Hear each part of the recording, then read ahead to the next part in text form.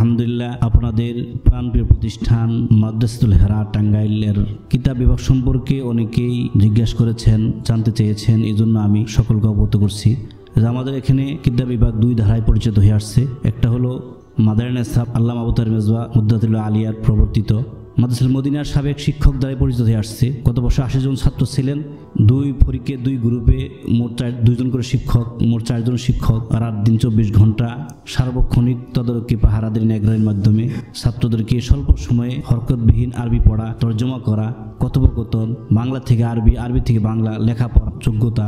আলহামদুলিল্লাহ আমি খুব খুশি এবং আনন্দিত। একসময় মাদারিন নেসাব সম্পর্কে আমি ভিন্ন মত প্রশ্ন করতাম, কিন্তু বাস্তব দেখে আমি মুগ্ধ হয়েছি।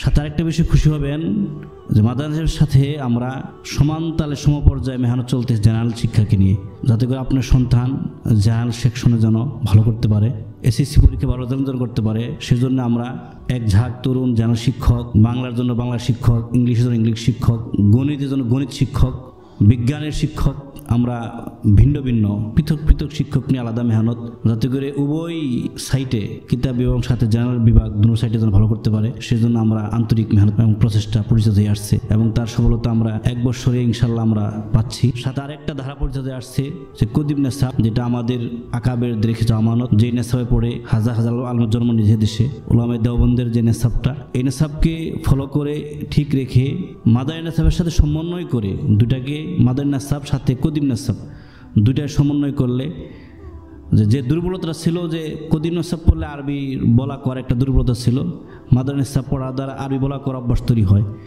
এবং কদিব নেসাবের যে কিতাবগুলা সব কিতাব যেন বাচ্চা পড়তে পারে।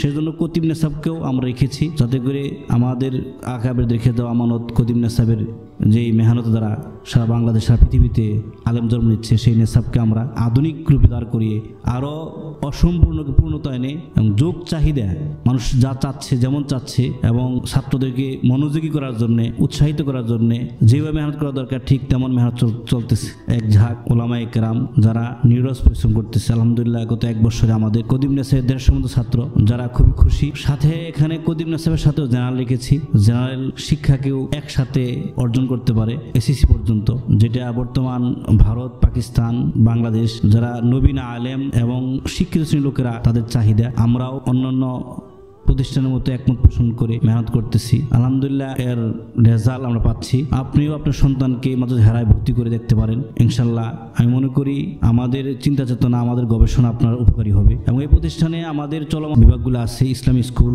হেফজ সেকশন এবং মুসাবাকা প্রতিযোগিতা বিভাগ, হেফজ শুনানি বিভাগ। এই বিভাগগুলো চলে আসতেছে এবং বর্ষে আমরা অনেক প্রতিযোগিতায় অংশগ্রহণ করেছি। আমাদের হেফজখানা ছাত্ররা জাতীয় পর্যায়ে চান্স পেয়েছে, জেলা পর্যায়ে, বিভাগীয় পর্যায়ে, থানা পর্যায়ে, সবখানেই পুরস্কৃত হয়েছেন, সমাদৃত হয়েছেন এবং সামনে ইনশাল্লাহ আমরা যেই ধরনের মানসম্মত শিক্ষক এবং আমাদের যে আন্তরিক প্রচেষ্টা এবং যে খুলুসিয়ত আল্লাহর জন্যই এখলাস নিয়ে যে মেহনত করতেছি, এই এখলাসের এই গাছ, এখলাসের এই প্রতিষ্ঠান, এখান থেকে ইনশাল্লাহ আপনার সন্তান মানুষ গড়বে এবং আপনার যে আশা এবং স্বপ্ন নিয়ে আপনি মাদ্রাসাতুল হেরায় ছাত্র ভর্তি করতেছেন, ইনশাল্লাহ আপনার আশা পূরণ হবে আশা ব্যক্ত করে এখানে শেষ করছি।